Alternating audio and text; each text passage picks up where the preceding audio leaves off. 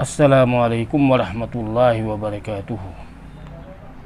الحمدللہ رب العالمین والصلاة والسلام علی رسول اللہ وعلی آلہ وصحبہ اجمعین، اما بعد۔ آج کا درس گزشتہ درس کی تکمیل کے طور پر ہے اور عنوان تھا باب من الشرک لبس الحلق والخیط ونحوہما لرفع البلاء او دفعہ، یعنی مصیبتوں سے بچنے اور مشکلوں کو روکنے کے لیے چھلا یا دھاگے وغیرہ باندھنا یہ شرک ہے۔ اور اس ضمن میں قرآن مجید کی آیت مؤلف رحمہ اللہ نے جو ذکر کیا ہے اس کی تفسیر اور توضیح کی گئی، اور آج کے درس میں جو حدیثیں ہیں اس باب کے اندر، ان کی روشنی میں گفتگو کا آغاز کرنے جا رہا ہوں۔ حضرت عمران بن حسین رضی اللہ عنہ سے روایت ہے، ان النبی صلی اللہ علیہ وسلم رأى رجلا في يده حلقة من صفر فقال ما هذه؟ قال من الواهنة، فقال انزعها فإنها لا تزيدك إلا وهنا، فإنك لو مت وهي عليك ما أفلحت أبدا۔ رواہ الامام احمد فی مسندہ۔ نبی کریم صلی اللہ علیہ وسلم نے ایک آدمی کے ہاتھ میں پیتل کا چھلا دیکھا تو پوچھا یہ کیا ہے؟ اس نے کہا یہ واہنہ کی وجہ سے پہنا ہوا ہوں۔ واہنہ یعنی ایک بیماری کا نام ہے جس کے بارے میں آگے بیان میں کروں گا۔ اس نے کہا یہ واہنہ کی وجہ سے پہنا ہوا ہے۔ آپ نے فرمایا اسے اتار دو، اس لیے کہ یہ تمہیں کوئی فائدہ نہیں پہنچا سکتا، تمہاری بیماری میں مزید اضافہ ہی کرے گا۔ اگر تمہیں یہ چھلا پہنے ہوئے موت آ گئی تو کبھی نجات نہ پا سکو گے۔ آپ صلی اللہ علیہ وسلم کا فرمانا ما ھذہ، آپ کا ما ھذہ کہہ کر اس چھلے کے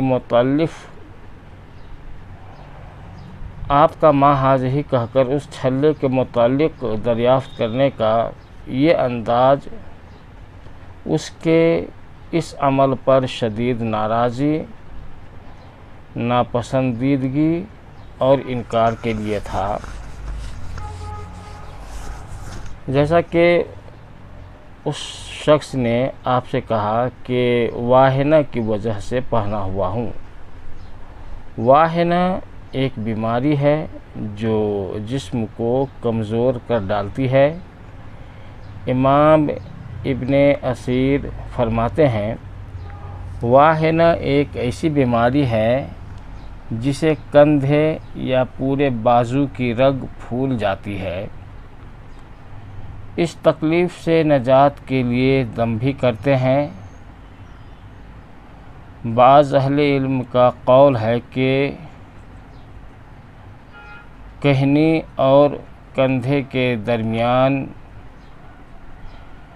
میں جو حصہ ہے بعض اوقات تکلیف ہو جایا کرتی ہے۔ یہ تکلیف خاص طور سے مردوں کو ہوتی ہے، عورتوں کو نہیں۔ نبی صلی اللہ علیہ وسلم نے اس شخص کو وہ چھلا پہننے سے اس لیے منع فرمایا تھا کہ اس نے اس خیال سے پہنا تھا کہ وہ اسے مرض سے محفوظ رکھے گا، حالانکہ چھلے کا بیماری سے نجات سے کوئی واسطہ یا تعلق نہیں ہے۔ آپ نے اس شخص سے فرمایا انزعھا، اسے اتار دو۔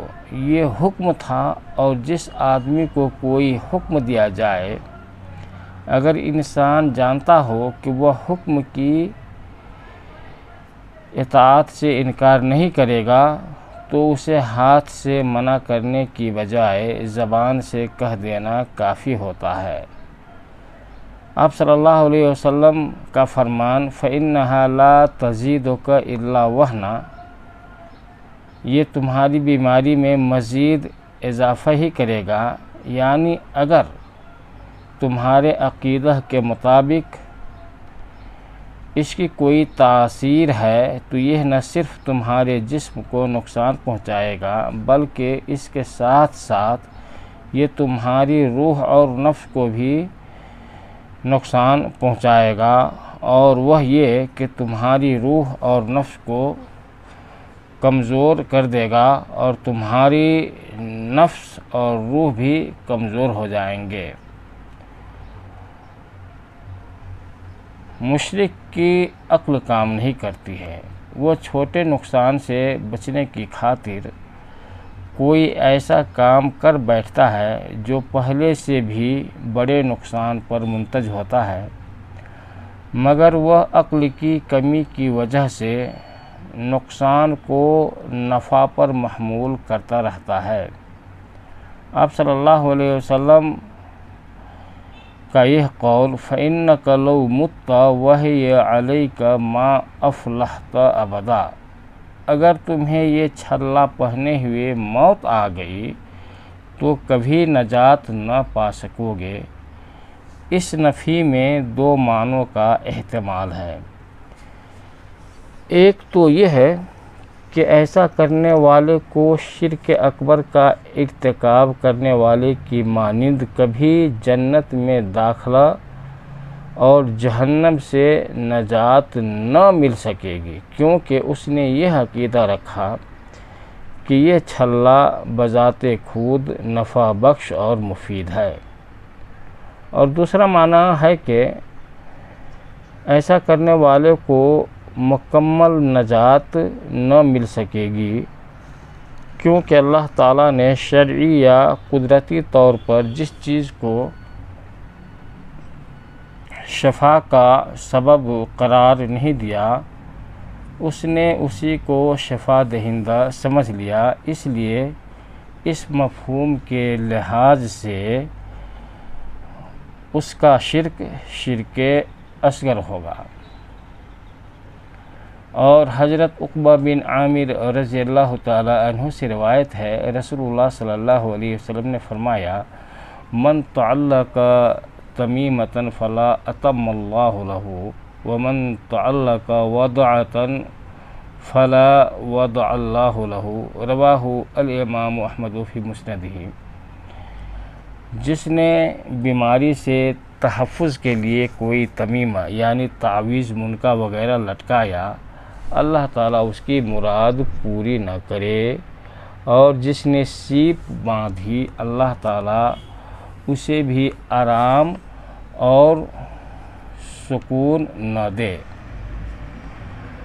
آپ صلی اللہ علیہ وسلم کا یہ فرمان من تعلق تمیمۃ فلا اتم اللہ لہ، جس نے تمیمہ لٹکایا اللہ تعالیٰ اس کی مراد پوری نہ کرے۔ تعلق کا معنی جہاں لٹکانے کا ہے وہاں اس کا معنی دلی لگاؤ اور قلبی میلان کا بھی ہے، گویا کوئی چیز بیماری سے تحفظ کے لیے لٹکانے والے کا دلی لگاؤ اور قلبی میلان اس کی طرف ہوتا ہے۔ نظر بد سے تحفظ، نقصان سے بچاؤ اور کسی کے حسد سے حفاظت کی خاطر منکے یا کوئی دوسری چیز جو گلے میں پہنی اور سینے پر لٹکائی جائے اسے تمیمہ کہا جاتا ہے۔ ایسا کرنے والے پر نبی صلی اللہ علیہ وسلم نے بد دعا فرمائی ہے کہ اللہ تعالیٰ اس کی مراد پوری نہ کرے۔ تمیمہ کو تمیمہ کہنے کی وجہ بھی یہی ہے کہ اس کے بارے میں انسان کا یہ اعتقاد ہوتا ہے کہ میرا کام یہی منکے وغیرہ مکمل اور تمام کریں گے، تو آپ نے اسی بد اعتقادی کی بنا پر بد دعا فرمائی کہ اللہ تعالیٰ اس کا کام مکمل اور پورا نہ کرے۔ اور آپ صلی اللہ علیہ وسلم نے یہ فرمایا وَمَن تَعَلَّقَ وَضْعَةً فَلَا وَضَعَ اللَّهُ لَهُ، اور جس نے سیپ گلے میں لٹکائی اللہ تعالیٰ اسے آرام اور سکون نہ دے۔ وضع سیپوں یا منکوں کی ایک قسم ہے جسے لوگ گلے میں پہن کر سینے پر رکھتے ہیں یا نظر بد سے بچنے کے لیے بازو پر باندھتے ہیں۔ ایسا کرنے والے کے بارے میں رسول اللہ صلی اللہ علیہ وسلم نے بد دعا فرمائی کہ اللہ تعالیٰ ایسے شخص کو آرام و سکون اور راحت میں نہ رہنے دے، کیونکہ اس نے اللہ عز و جل کے ساتھ شرک کیا۔ ایک روایت میں یہ الفاظ ہیں من تعلق تمیمۃ فقد اشرک، جس نے بیماری سے تحفظ کی نیت سے تمیمہ، تعویذ، منکا وغیرہ لٹکایا اس نے شرک کیا۔ ابن ابی حاتم نے حضرت حذیفہ رضی اللہ تعالیٰ عنہ کے متعلق یہ بیان کیا ہے انہ رأى رجلا فی یدہ خیط من الحمى فقطعہ۔ امام ابن کثیر رحمۃ اللہ علیہ نے اسے اپنی تفسیر میں روایت کیا ہے کہ انہوں نے ایک شخص کے ہاتھ میں بخار سے تحفظ کے لیے دھاگا باندھا ہوا دیکھا تو انہوں نے اسے کاٹ ڈالا اور یہ آیت تلاوت فرمائی وَمَا يُؤْمِنُ أَكْثَرُهُمْ بِاللَّهِ إِلَّا وَهُمْ مُشْرِكُونَ، سورہ یوسف۔ اور ان میں سے اکثر لوگ اللہ تعالیٰ پر ایمان لانے کے باوجود مشرک ہیں۔ حدیث کے اندر آیا ہے کہ انہ رأى رجلا فی یدہ خیط من الحمى، من الحمى میں لفظ من تعلیل کا ہے، یعنی اس نے وہ دھاگا بخار کو دور کرنے اور اس سے بچنے کے لیے باندھا تھا۔ فقطعہ تو انہوں نے اسے کاٹ ڈالا۔ اس سے ثابت ہوا کہ کسی بیماری سے تحفظ اور شفا کے لیے دھاگا وغیرہ باندھنا ایسا کبیرہ گناہ ہے جس پر ناپسندیدگی کا اظہار کرنا واجب اور اسے کاٹ ڈالنا ضروری ہے۔ نیز ثابت ہوا کہ جہنم سے نجات کے لیے صرف توحید ربوبیت پر ایمان رکھنا کہ ہمارا پروردگار رازق اور ہماری زندگی اور موت کا مالک اللہ ہے، یہی بات کافی نہیں بلکہ اس کے ساتھ ساتھ توحید فی العبادہ بھی نجات کے لیے شرط ہے۔ اس آیت کریمہ میں شرک سے مراد شرک اکبر ہے۔ مصنف امام محمد بن عبد الوہاب رحمہ اللہ یہی بتانا چاہتے ہیں کہ صحابہ کرام رضی اللہ عنہم شرک اکبر کے بارے میں نازل شدہ آیات سے شرک اصغر بھی مراد لیا کرتے تھے۔ اس باب میں جو آیات اور احادیث وارد کیے گئے ہیں اور جن آیتوں اور احادیث کا ذکر کیا گیا ہے ان سے کچھ مسائل امام محمد بن عبد الوہاب رحمہ اللہ نے استنباط کیا ہے، جن مسائل میں سے کچھ اس طرح ہیں۔ نمبر 1، بیماری سے تحفظ کی نیت سے چھلا پہننا اور دھاگا وغیرہ باندھنا سخت منع ہے۔ نمبر 2، اگر صحابی بھی اس نیت سے کوئی چیز پہنے، باندھے یا لٹکائے اور اسی حال میں مر جائے تو وہ بھی کبھی فلاح نہیں پا سکتا۔ حدیث میں صحابہ کی اس ٹھوس بات کے لیے شاہد بھی موجود ہے کہ شرک اصغر کبیرہ گناہوں میں سے ہے۔ نمبر 3، جہالت کے سبب بھی ان اعمال کے مرتکب کو معذور نہیں سمجھا جائے گا۔ نمبر 4، یہ چیزیں دنیا میں بھی مفید نہیں بلکہ نقصان دہ ہیں، کیونکہ نبی صلی اللہ علیہ وسلم نے فرمایا یہ تیری بیماری کو مزید بڑھائے گا۔ نمبر 5، ایسی چیزیں استعمال کرنے والے کو سختی سے روکنا چاہیے۔ نمبر 6، جو شخص کوئی چیز باندھے یا لٹکائے تو اسے اسی کے سپرد کر دیا جاتا ہے۔ نمبر 7، تمیمہ یعنی تعویذ، منقا وغیرہ لٹکانا بھی شرک ہے۔ نمبر 8، بخار کی وجہ سے دھاگا وغیرہ باندھنا بھی شرک ہے۔